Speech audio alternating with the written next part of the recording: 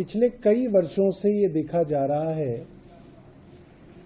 कि दिल्ली जो देश की राजधानी है, उसकी जो 26 जनवरी की झांकी होती है, जो हमारा टेब्लो होता है, उसको केंद्र सरकार बार बार रिजेक्ट कर रही है।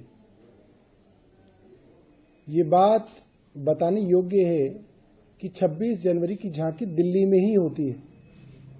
दिल्ली देश की राजधानी है। इसके बावजूद 3 साल से लगातार 2022 में दिल्ली की झांकी को रिजेक्ट किया गया, 2023 में दिल्ली की झांकी को रिजेक्ट किया गया और अब 2024 की झांकी के लिए भी दिल्ली सरकार के प्रपोजल को रिजेक्ट कर दिया गया। मैं बताना चाहता हूं कि पिछले कुछ वर्षों से कौन से प्रपोजल हमारी तरफ से जा रहे हैं। 2022 में रिजॉल्व 75 करके टॉपिक था, उसके ऊपर हमारा डिजाइन दूसरे राउंड की मीटिंग में रिजेक्ट कर दिया गया।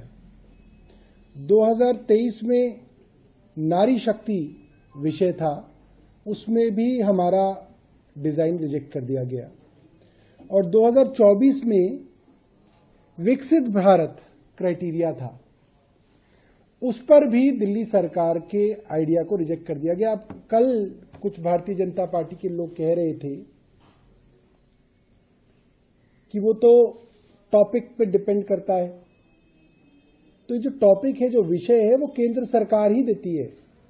उस केंद्र सरकार के विषय पे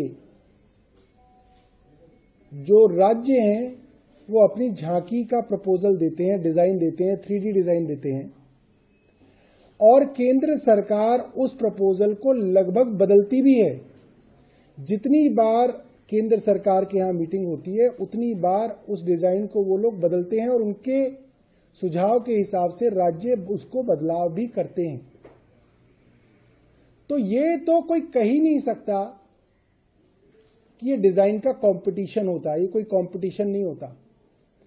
उन्होंने हमारे डिजाइन में कुछ सुझाव दिए थे, हमने वो सुझाव मान लिए थे। अगर वो और सुझाव देते तो वो सुझावों पे भी हम लोग विचार करते।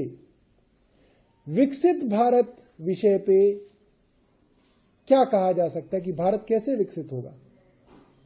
शिक्षा और स्वास्थ्य व्यवस्थाओं से भारत विकसित होगा। और दिल्ली सरकार ने अपने टेबलों के अंदर दिल्ली के स्कूल और दिल्ली के मोहल्ला क्लिनिक्स के मॉडल को प्रपोज किया था। और ये इत्तेफाक नहीं है कि पंजाब सरकार के 26 जनवरी की झांकी को भी केंद्र सरकार ने रिजेक्ट कर दिया है। हमारा मानना है कि ये दुर्भावना वाला कदम है और केंद्र सरकार सिर्फ और सिर्फ आम आदमी पार्टी की सरकारों से बदला लेने के लिए हमारी झांकियों को रिजेक्ट करती है।